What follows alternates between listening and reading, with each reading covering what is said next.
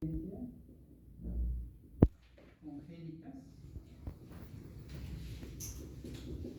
Durante mucho tiempo eran ignoradas, ni se pensaba siquiera que existieran, y mucha patología no fue diagnosticada. Hoy en día los alergólogos se están ocupando ya de esto, y sobre todo por los estudios de genómica. A través de estos estudios uno puede determinar qué inmunodeficiencia trae una persona. Una de ellas se podría explicar el acné, donde hay una deficiencia en el estallido respiratorio de los neutrófilos como mecanismo microbicida. Es acné difícil de controlar. Entonces, ahí está la explicación. Bueno, lo que quiero remarcar es que en los reguladores o los inhibidores del sistema de complemento, si no están presentes, voy a tener procesos inflamatorios. E insisto, a veces nos vamos con lo aparente. Un paciente con una reacción alérgica no solo es lo que tiene en la piel. Si nos ponemos a revisar las mucosas, están bien edematizadas. Por los diferentes órganos también hay proceso inflamatorio. Entonces hay que pensar no solo lo que veo, sino lo que está dentro también, abusados en esas situaciones. Bueno, en este caso estamos hablando una reacción en la que es espontánea, pero afortunadamente por los inhibidores y reguladores del sistema de complemento, aun cuando se active, nada más por la hidratación se puede detener este proceso. ¿De acuerdo? Bueno, en realidad, ¿cómo me queda esto? Bueno, el agua como tal. Me voy a poner con su protones. Siempre les recuerdo que este es más electronegativo, por lo tanto los electrones siempre van a estar más cercanos al oxígeno. Y este tiene carga parcial de -2, este de 1 y este también de 1, ¿sí? De +1. Este de -2. Este es delta. Entonces, los electrones están más cercanos al oxígeno. Eso permite que estos reaccionen fácilmente con las moléculas del agua como tal. Rompen este enlace, el enlace tiro, la unión con el carbón, y entonces aquí se incorpora un hidrógeno. Y a este se le incorpora su OH. Por lo tanto, me queda un grupo carboxilo. Es lo único que le pasa. Se dan cuenta que se incorporó el OH y el protón. A eso se le llama hidratación de C3. ¿Estamos? Entonces ya solo voy a decir que esta reacción me da C3 hidratado. ¿Qué es esto? ¿De acuerdo? ¿Alguna duda? ¿No? No les vale. Ok, entonces ya entendiéndolo, ya comprendiéndolo, perdón, o explicándome, entonces sería que rompe específicamente el enlace. Sí, el carbón con el azul. ¿Sí? El carbón con el azul. ¿Qué sucede ahora? Ya tengo aquí mi C3 hidratado. En este participa un factor B, es proteínas del complemento, pero de la vía alterna. Participa un factor D. Aquí el factor D es el que actúa como una enzima. Y el que se va a romper es el factor D. Como las proteínas de complemento, o sea, no se extrañen que tenga otro nombre porque fueron identificadas en otra vía y ya no les pusieron C1, C2, C3, C5, etc. Ya les dieron otro nombre. Y este factor D también tiene su cadena alfa y su cadena beta. Por lo tanto, cuando se vaya descomponiendo, si es la enzima, va a romper a este, ayudado por ser hidratado. ¿Cuál es la finalidad? Por romper a C3 para generar C3B. y luego formar la macroenzima de esta vía. ¿Hasta ahí alguna pregunta?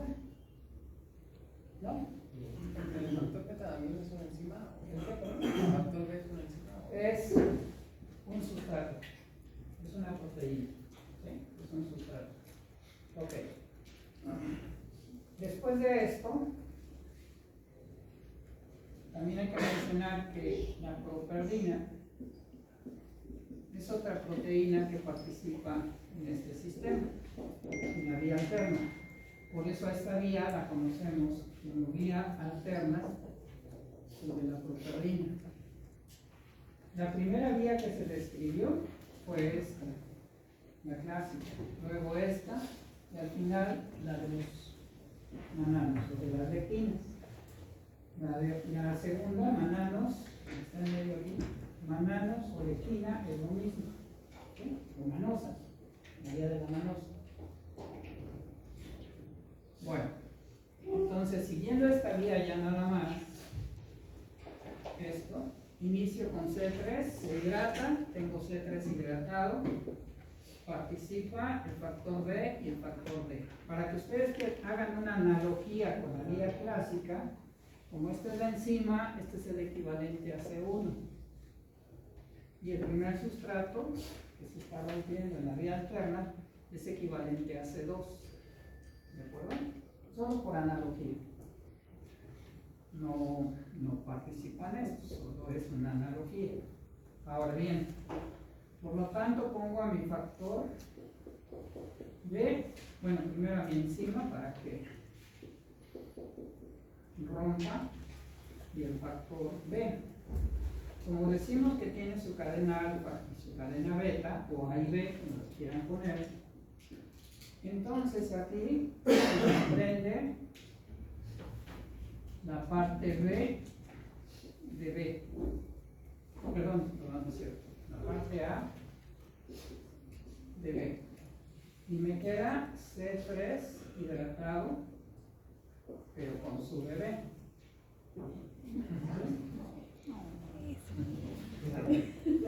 La parte B de B. Ahora bien, el objetivo ya se empieza a formar estos compuestos con actividad enzimática.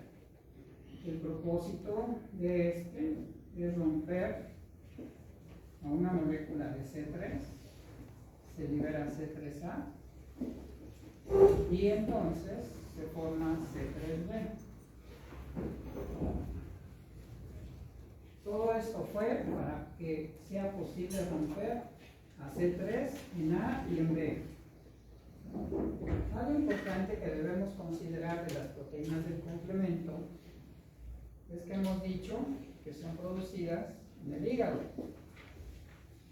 y están circulando en la sangre, pero también tienen su efecto en las membranas celulares de nuestros tejidos o de los patógenos, hongos, parásitos, etc. ¿Sí? Por lo tanto, las proteínas del complemento podrían polimerizar en forma soluble, pero también se generan las condiciones para que se inserte, que es parte de lo que hemos visto. Los pasos son formar macroenzimas, formar proteínas altamente hidrofóbicas y generar la lisis. ¿De acuerdo? Son lo parte importante. Pero lo que quiero recalcar es que también las proteínas del complemento pueden polimerizar de manera soluble.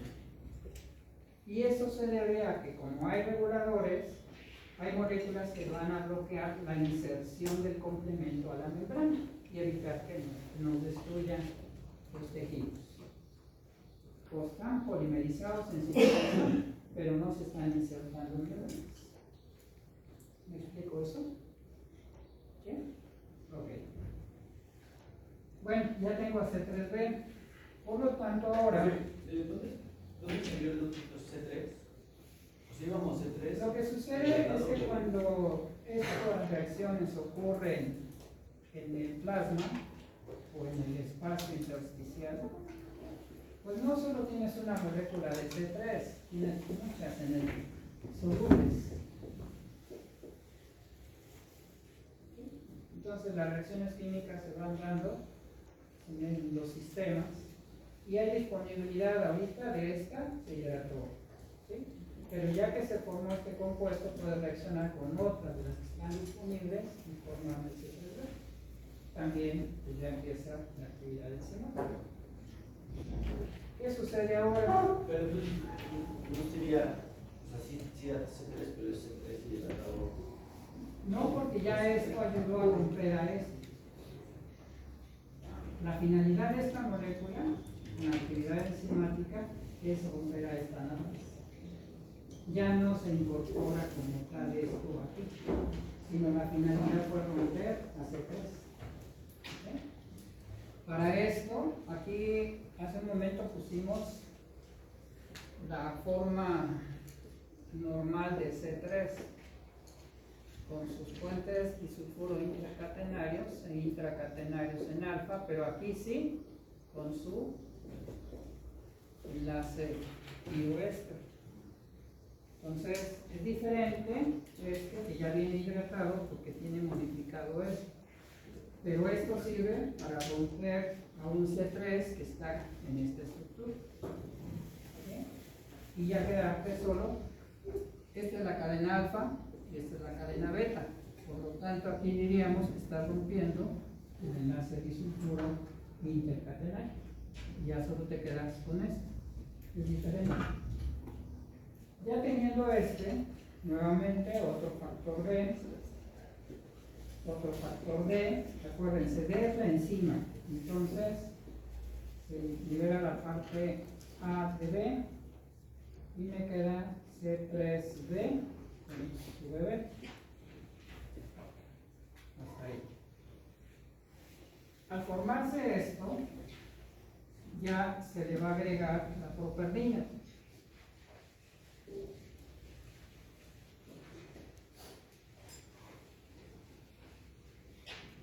Esta actúa sobre la properdina, se incorpora la properdina a esto y me queda C3D con su bebé y la properdina ahí. Nemotecnias, bueno, acuérdense que es el papá, la properdina, para que se acuerden. ¿Sí? A veces digo cosas muy bobas, pero sirven para los que somos de lento aprendizaje. Me incluyo. Esta ya es mi convertasa de C3. ¿Okay? Esa ya es mi convertasa de C3.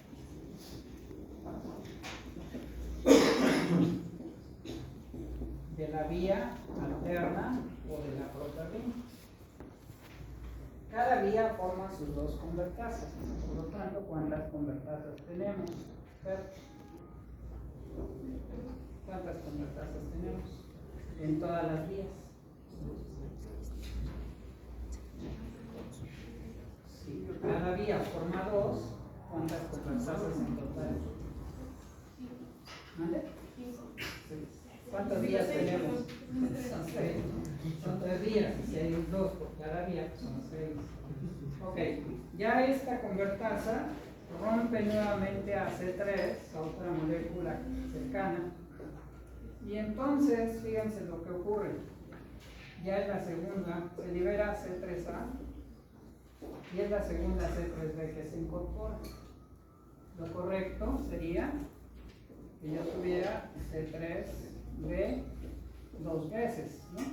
Con su bebé y con su properdina. ¿Ok? Pero como hay muchas C3 disponibles, se pueden estar rompiendo y unirse infinidad de C3B.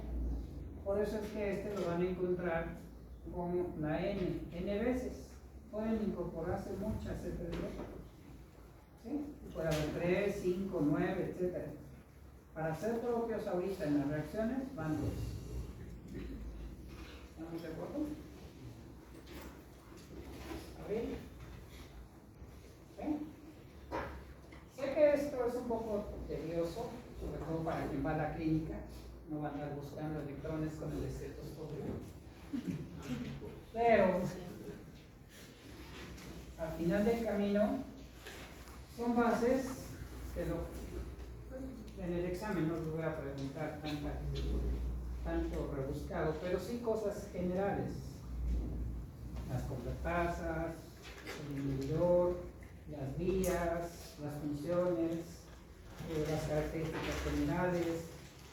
Eso sí, hay que saberlo. Mínimo cuando egresen de la carrera sepan que el complemento son proteínas. Es un mecanismo de defensa también del cerebro, el olvido. Algo que no se practica constantemente se olvida. Si ustedes están de E y E y repasa, pues se les va a olvidar. Pero imagínense que el cerebro nos trajera con todos los problemas de toda nuestra vida, pues terminamos locos. Olvidar también es sano. Pero bueno, no tanto olviden. Ok, aquí. Ya tengo ahora esta, que es mi convertasa. Perdón. ¿Dónde ya quedó me faltó la procardina, ¿verdad? Convertasa, ya está la procardina, convertasa de C3, ahora de C. Convertasa de C5 de la vía alterna o de la procardina. ¿Qué va a ocurrir con esta? Bueno, pues la finalidad es romper a C5 y generarme C5B, liberar C5A. Ya tengo la molécula altamente hidrofóbica. ¿De acuerdo? Si bien C3 es el inicio de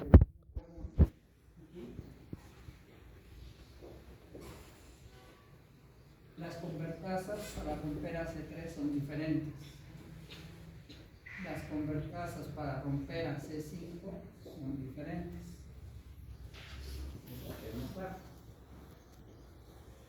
No es más que una serie de esquemas que estamos poniendo. Si nos metiéramos a ver cadenas polipeptídicas, grupos funcionales y reacciones químicas, pues ya es otro rollo. ¿Sí? Pero no es un curso de bioquímica de complemento. Simplemente es el comprender el sistema de complemento y esquematizarlo pues así. ¿De acuerdo?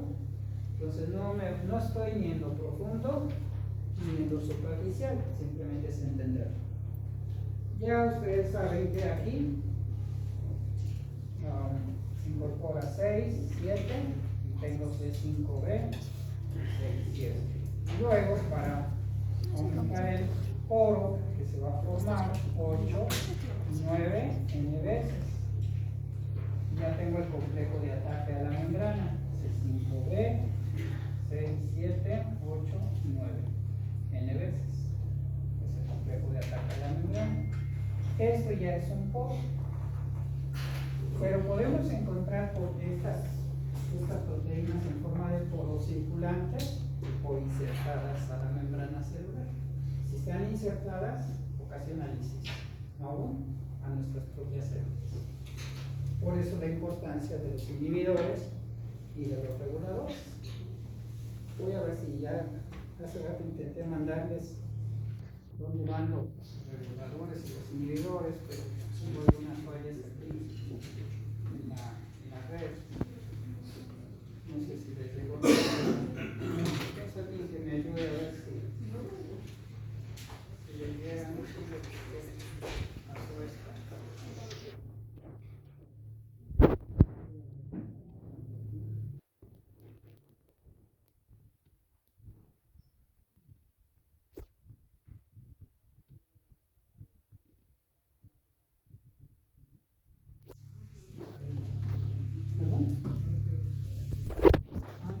Mejor si me ayudan tomándole la foto y ya la comparten ustedes para estar trabajando en ella, ¿no? Para no escribir todas las reacciones. Entonces la foto sería esta. Por favor. Ya la comparten en el grupo y ya voy a ver qué pasó.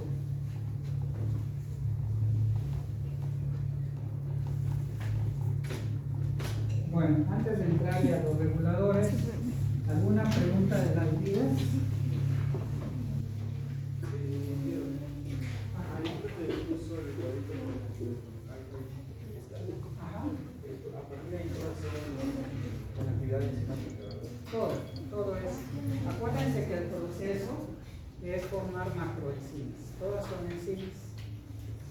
Ya C5b ya no es una enzima bruta, ya es proteína hidrofóbica.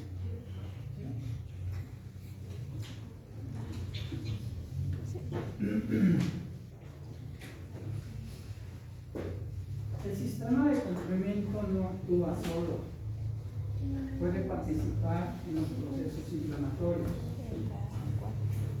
Por lo tanto, considérenlo en los mismos fenómenos de inflamación que puede estar interaccionando. ¿Ya les llegó? ¿De imagen? Tengo que ver aquí. Esta es mi celular. ¿Sí les llegó? ¿Sí? Ok. Bien. Hemos visto que tengo aquí mis tres vías, C3, C5 y el complejo de ataque a la membrana. ¿De acuerdo? Tengo inhibidores.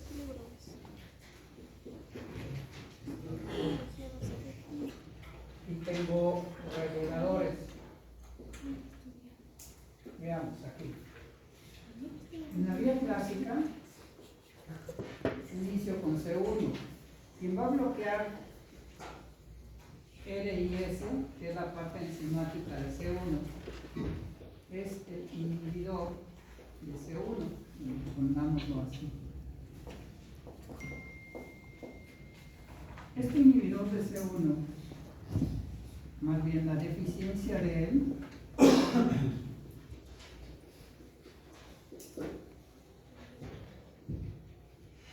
me va a generar el angiodema hereditario.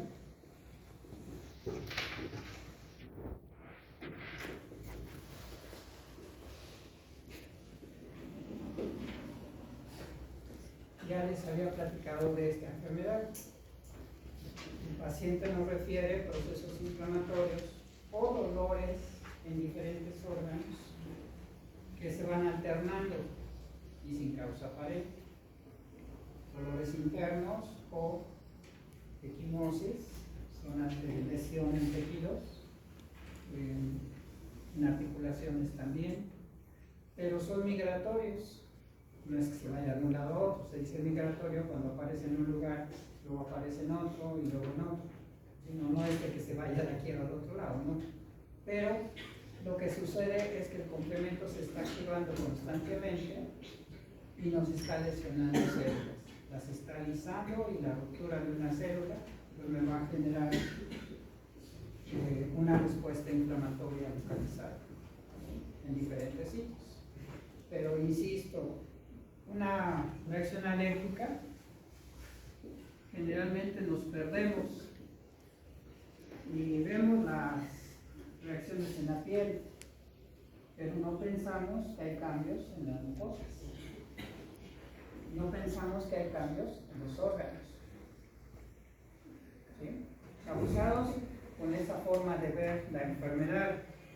Una cosa es que se esté expresando en la piel, pero la otra es que esto también me esté dañando mis tejidos. Entonces, abusados con entender a la enfermedad de manera integral. No porque esté en la piel ya está localizado en la piel. No, es uno de los efectos de la enfermedad en la piel. ¿De acuerdo? Es como en la peste negra, ¿no? La peste bubónica, donde una de las características eran los bubones, que no era otra cosa más que ganglios linfáticos inflamados en la axila y en la ingle. Era lo característico. Pero en realidad la bacteria estaba destruyendo todos los tejidos. Todos los tejidos estaba destruyendo. Por eso la putrefacción de las extremidades y la imagen de la piel negra con necrosis en esa enfermedad. Entonces, abusados. Si el paciente refiere procesos inflamatorios en diferentes partes del cuerpo y ya descartamos infección, ya descartamos cáncer, también hay que pensar en deficiencia del inhibidor de C1, porque este me está regulando la vía clásica que se pudiera estar activando de manera exagerada. Dos, somos organismos diploides. Tenemos cromosoma materno y cromosoma paterno. Para este caso del inhibidor se requieren los dos genes para que produzcan la suficiente cantidad de inhibidor de C1. Si alguno de ellos trae alterado el gen y solo tiene funcionando uno, va a expresar la enfermedad. Está el grado de esta condición que ya se produce como fármaco recombinante. En las farmacias especializadas ustedes pueden buscar el fármaco recombinante de inhibidor de C1. Como lo que ya hemos dicho, de insulina, el recombinante o la eritropoyetina, la trombopoyetina, el factor 8 de la coagulación, etcétera, etcétera, etcétera. Hay muchísimos fármacos recombinantes y funcionan bien además. ¿Sí? Funcionan bien. Como les he dicho, se mete el gen de esa proteína del humano en levaduras, se aísla de las levaduras y se purifica, y eso es lo que se ve, ¿sí? Como fármaco recombinante. Bueno, pongo atención en este particularmente porque hasta el fármaco ya tenemos. Hay otros inhibidores. Este es un inhibidor. Otro inhibidor es el factor I y la proteína unida a C4b. Tenemos aquí a C1 y luego vimos que C4 participa. Para eso ahorita les mandé la imagen para no estar repitiendo todo. Y vemos que nos queda C1 4b. 4b puede ser unido, fijado por la proteína C4b más el factor I. Este factor me bloquea junto con esta proteína. Esta proteína funciona como un cofactor. Ustedes saben que algunos metales son cofactores.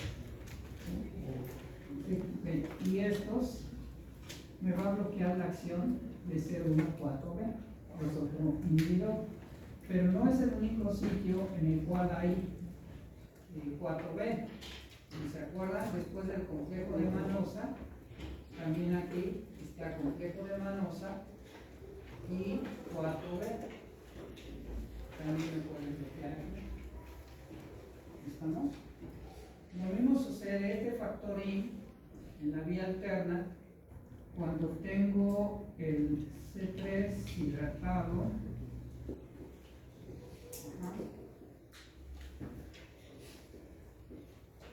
Me puede bloquear este factor I junto con el factor H.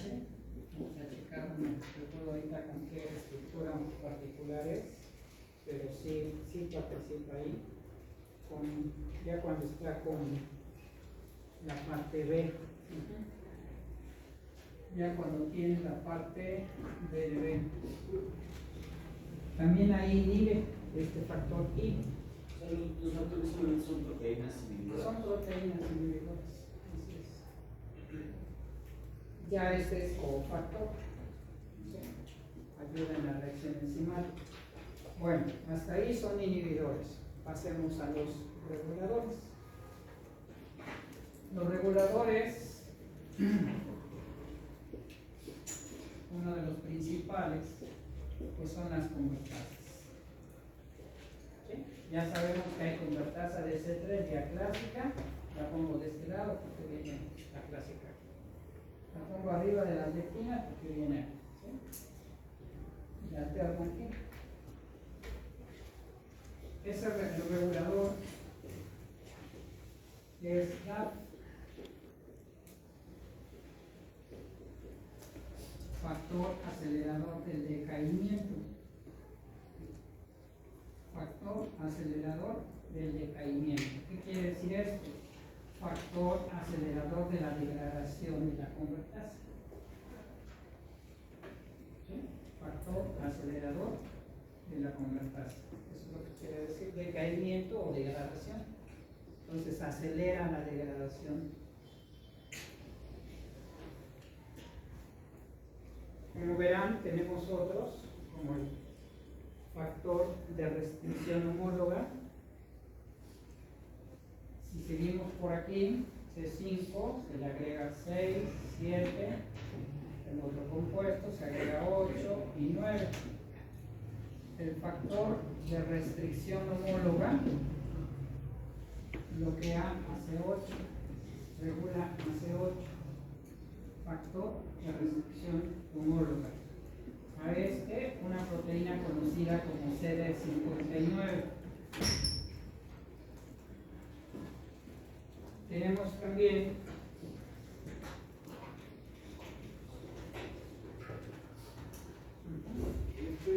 perdón, el CD59 me bloquea al CAM, perdón, estoy aquí confundiendo. Dime, perdón. Factor de restricción homóloga en C8. Cuando yo tengo C5b, 6 y 7, aquí actúan unas proteínas como es la clusteína o la vitronectina, también conocida la vitronectina como proteína S.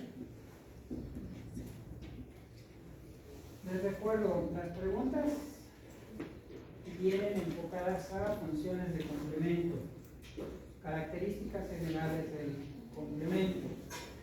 Esas características que me refiero es formar macroenzimas, generar moléculas altamente hidrofóbicas y producir lisis. Lo general, vías de activación del complemento. También algo general es cómo se activa la vía clásica, la vía alterna y la vía de las lectinas. No me voy a, si quisiera reprobarlos, me meto a fondo y les explico cosas, pero no voy a preguntarles cómo es el mecanismo de hidratación de la cadena alfa y S3. ¿Sí? O sea, lo explico porque pues es importante. Yo soy de las personas que si no entiendo las cosas a fondo, no se me queda. A mí no me convencen con que me digan, es que este fármaco baja la temperatura. Bueno, pues el mecanismo. ¿Por qué mecanismo? ¿Qué me bloquea? Receptores, mediador, no sé, el centro termorregulador, no sé. Pero a mí me convencen así, no me convencen superficial. Esa es la gran diferencia entre cómo se quieren formar médicos empíricos o médicos científicos. Y cuando ustedes manejan la información a profundidad, integran, y cuando integran, son extraordinarios. Esa es mi filosofía de cómo hay que entender la medicina. Si ustedes solo van a aprender lo que les enseñan práctico, allá sus problemas. Y cuando venga una pandemia van a hacer lo que hizo la mayoría de los médicos, revocar a los pacientes y empezar a dar lo que la mayoría da sin conocer. Si son médicos científicos, van a empezar a razonar del agente etiológico, los síntomas que está presentando, la bioquímica del patógeno, y verán todo lo que hay de fármacos, pensable y dar tratamiento. Es ahí cuando alguien dice, es que es brillante. No, solo están integrando conocimiento. Eso es lo único que están haciendo. Lo mismo que van a hacer con sus pacientes abusados. Por eso, cuando ustedes integran conocimiento, rompen paradigmas. Ya les dije, esterilizan productos con glutamaldehido, con glutamaldehido. No, les no hacen caso, si dan algún problema. Cuando sea director de un hospital, entonces sí, ¿no? Sí, o sea, uno hace las cosas en función de lo que puede uno intervenir, pero ponerse a convencer a personas que los políticos generalmente no tienen el perfil. Bueno, dejamos la política en un lado. Ok, seguimos. Ya vimos los inhibidores, los reguladores. La parte final del sistema de complemento son las iminas. Entonces ya cerramos complemento y vemos estas que son mediadoras del dolor. Aparentemente uno diría, es que el dolor, ¿qué tiene que ver con la inmunología? También es un mecanismo de defensa.